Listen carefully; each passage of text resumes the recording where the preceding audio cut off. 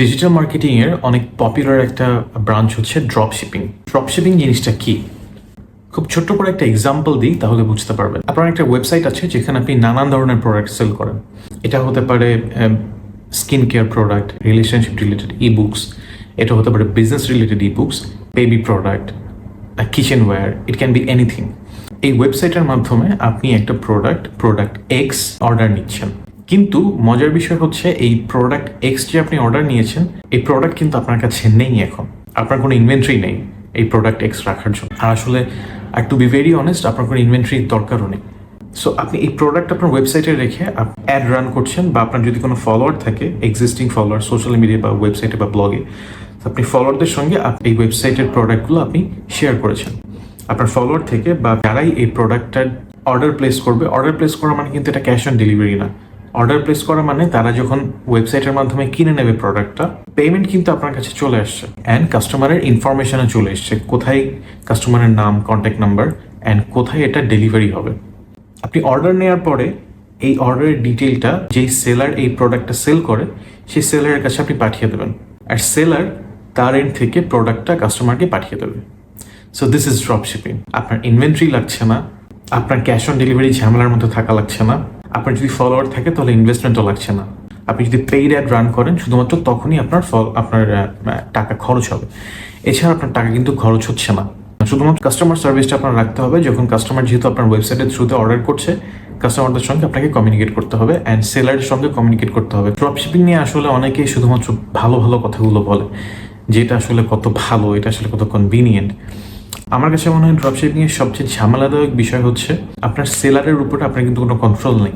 আপনি আপনার ওয়েবসাইটে লিখে দিয়েছেন যে 3 দিনের মধ্যে ডেলিভারি হবে, কিন্তু আপনার সেলার যদি এই ডেলিভারিটা 3 দিনের মধ্যে না দেয়, তখন আপনার ওয়েবসাইটের আপনার বিজনেসের রেপুটেশন খারাপ হবে।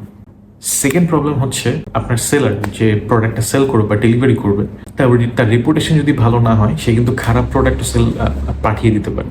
আপনি কিন্তু প্রোডাক্ট দেখতে পাচ্ছেন না যে প্রোডাক্টটা আসলে ফিজিক্যালি দেখতে কেমন। সো এটা একটা ঝামেলা। যদি খারাপ প্রোডাক্ট যায়, ব্যাড কোয়ালিটি প্রোডাক্ট যায়, এখানেও কিন্তু আপনার বিজনেসের উপরে এটা একটা এফেক্ট করবে।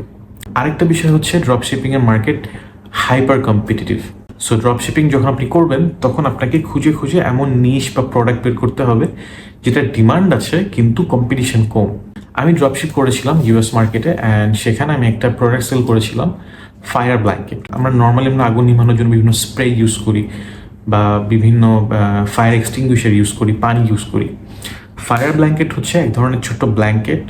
এটা 3 ধরনের পাওয়া যায়, ছোট, বড়, মাঝারি, এরকম অনেকগুলো সাইজ আছে। অনেকটা চাদরের মতো। এটা আপনি যদি আপনার চুলায় যদি আগুন লেগে যায়, আপনি সেই চুলার উপরে যদি এটা ফেলে দেন, তাহলে কিন্তু আগুন নিভে যাবে। এই জিনিসটা আমি ইউএস মার্কেটে সেল করেছিলাম। মজার এক্সপিরিয়েন্সটা হচ্ছে, আমি চায়না থেকে যে ফায়ার ব্ল্যাঙ্কেট ডেলিভারি দিচ্ছিল যারা, সেই সাপ্লায়ারের বেশ কিছু প্রোডাক্ট ডিফেক্টেড ছিল। সো যখন ডিফেক্টেড প্রোডাক্টগুলো যখন কাস্টমার কাছে কমপ্লেন আসা শুরু হয় আমার কাছে, যে এই প্রোডাক্টগুলো এই প্রবলেম, এই প্রোডাক্ট যখন আমি খুলছি, তখন এগুলো কাচের মতো গুঁড়ো হয়ে শরীরে গিথে যাচ্ছে। এই প্রোডাক্টগুলো তখন রিফান্ড আসছিল। রিফান্ড আসার জন্য যেটা হচ্ছিল, আমাকে টাকা ফেরত দেওয়া লাগছিল, যেটা আমি অলরেডি খরচ করে ফেলেছিলাম, কিন্তু তারপর আমাকে ম্যানেজ করে টাকা ফেরত দেওয়া লেগেছিল। অ্যান্ড যে রিটার্ন যে প্রোডাক্টগুলো এসেছিল, সেগুলো কিন্তু অনেক সময় চায়নার সাপ্লায়াররা নেয় নাই। সো আলটিমেটলি প্রোডাক্টগুলো ওয়েস্ট হয়েছিল, অ্যান্ড এখানে বেশ কিছু লসও আমাকে ক্যারি করতে হয়েছিল নিজের পকেট থেকে টাকা দিয়ে। It's a very dangerous game and risky game. আপনাকে ড্রপশিপিংয়ে নামার আগে ভালোভাবে প্রোডাক্ট রিসার্চ করতে হবে। প্রোডাক্ট আপনি কীভাবে পারফেক্টলি রিসার্চ করবেন, এই অনলাইন স্টেপ বাই স্টেপ গাইডে আমি অলরেডি এটা ডিসকাস করেছি, প্লাস বেশ কিছু ভিডিও আছে আমার ওয়ালে, আমার ইউটিউব চ্যানেলে, আপনি এটা দেখতে পারবেন। এছাড়াও আপনি যদি জানতে চান স্পেসিফিকলি ড্রপশিপের জন্য রিসার্চ কীভাবে করবেন, কমেন্টে জানাবেন, আমি আলাদা করে এটার জন্য একটা ভিডিও আপনাদের জন্য বানানোর চেষ্টা করব।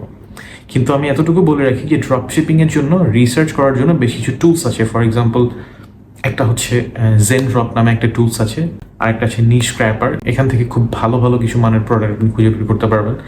সাথে আরেকটা আছে যে dropship.io নামে একটা ওয়েবসাইট আছে, যেখানে এটা প্রিমিয়াম সাবস্ক্রিপশনের জন্য, কিন্তু আপনি এখান থেকে খুবই পোটেনশিয়াল কিছু ভালো ভালো প্রোডাক্ট আপনি খুঁজে বের করতে পারবেন।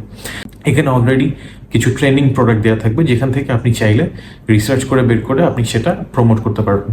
সবচেয়ে ভালো হয় যদি আপনি শপিফাইয়ের মাধ্যমে করেন, তাহলে ড্রপশিপিংটা অনেক ইজিয়ার। আর আপনি যদি কমার্সের মাধ্যমে করতে চান, সেটাও করতে পারেন, কিন্তু কমার্সের মাধ্যমে বেশ কিছু কমপ্লিকেশনস থাকে বাংলাদেশ থেকে করতে হলে, কারণ আপনার স্ট্রাইপের অ্যাকাউন্টের ভেরিফাইড অ্যাকাউন্ট লাগবে বা পেপ্যালের ভেরিফাইড অ্যাকাউন্ট লাগবে, এরকম পেমেন্ট রিলেটেড অনেক কিছু রেস্ট্রিকশন থাকে। আপনারা যদি জানতে চান কিভাবে আপনি ড্রপশিপিংটা করবেন স্টেপ বাই স্টেপ প্রসেসে, কমেন্টে জানাবেন। আমি ডেফিনেটলি আপনাদের জন্য একটা ডিটেইল ভিডিও বানানোর চেষ্টা করব শুধু ড্রপশিপিং এর উপরে।